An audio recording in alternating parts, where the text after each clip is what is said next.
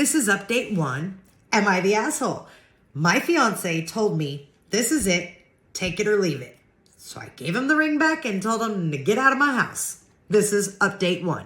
Wow, this blew up. Thank you so much for all your comments and support. This morning I woke up and Tom had made breakfast and asked if we could talk.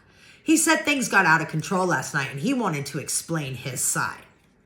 He told me he was upset that I lied about my finances and felt that I didn't trust him. He said the money difference made him feel like I would always have more power in the relationship and that he might be vulnerable to financial abuse. He insisted that he wasn't interested in my money, but wanted to feel that I would choose him over money. He admitted that he handled things badly. I should never have reacted the way he did or given me an ultimatum. He said he felt lost and frustrated. The only thing he emphasized that really matters to him is his father eventually moving in. They're very close and he wants to take care of him when he gets older. He apologized and said he didn't want to lose me or the bank account and told me he is willing to accept my conditions. Okay.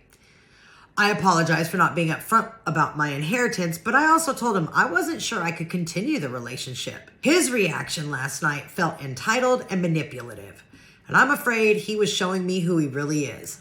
I told him that I love him, but I'm worried money will always be an issue between us. If he's already pushing for a house before marriage, what else might he push for later?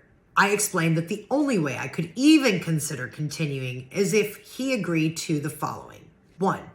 A bulletproof prenup stating that in case of divorce, he only leaves with what he contributed, nothing more. 2. Agreeing to buy a house together, but his equity would reflect his contribution only. I also suggested options like a guest house for his father or a condo nearby, but not living with us directly. 3. Creating a monthly budget where we both contribute proportionally to our incomes into a joint account for shared expenses while keeping our separate accounts for personal money. 4. Going to counseling together. He agreed to all of this. Still, I told him I don't know if I can trust him again and need time to think. He agreed to go stay in a hotel for a few days to give us both space. Right now, I honestly don't know what to do. Part of me sees his point and wonders if he just overreacted, but another part of me is afraid that if I ignore his behavior, I'll be setting myself up for bigger problems in the future. I would really appreciate your help in figuring out where to go from here. Let's see what the difference was between that update. Okay, the final update came 1 month later. Hey everyone, thank you so much for all the comments and support. I took some time away to think, talk to my sister, my therapist, and my lawyers, and I have made a decision. As much as I cared for Tom, I realized I cannot marry someone I don't trust. What happened broke that trust, and I know it would always be in the back of my mind in our marriage. Every financial decision, I doubt him, and that's no way to build a future. A few days ago, I asked him over and told him my decision. He admitted he messed up and wanted to try couples counseling, but I told him we're broken up. I agreed to counseling only as a way to see if reconciliation is possible someday. But truthfully, I feel like I'm just delaying the inevitable. I had already packed his things and he was hurt when he saw them. That was heartbreaking, honestly.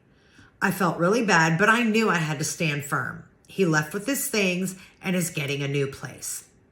This has been very heartbreaking and draining, but I know it's the right choice. Thank you again for the advice and encouragement. It really helped me get here. For those of you who worried about me making him homeless, don't. He makes good money and we live in a tourist city. Before moving in with me, he lived in hotels and short-term rentals for months. He hasn't paid rent here for 6 months. He'll be fine. He's not ending up on the street. You know what? Bravo for you, OP. You took care of yourself. You were very clear with what you were comfortable with and not comfortable with. There was a couple things that didn't align between the two of you. He wanted his father to someday live with him so he could take care of him, which is admirable. Like, no shade. You have no intention of living with in-laws, and you tried to offer compromises, a guest house, a condo. It's not what he wanted, so that was never going to align. When he came at you about the money and everything he came with you at, that was breaking a trust. It was breaking so many trusts. Because he accused you of lying. You would have been stupid to share that information with somebody you just started dating. And honestly, I don't know that I would have shared that at all until maybe after, like at the point of right before we get married and we're having the discussions of there's some information you need to know because it's going to require a prenup. Ironclad prenup. Because as much as I love you, I'm not stupid to go in with no protection. This is an inheritance. And that's the other thing. It's inheritance money. So it shouldn't even be on the table as something he could claim, but I'd still have the prenup to cover my ass. So glad you handled it the way you did. Graceful, as an adult, did not get down in the mud of the name calling and stuff like that. You right there are the example of how something like this should be resolved.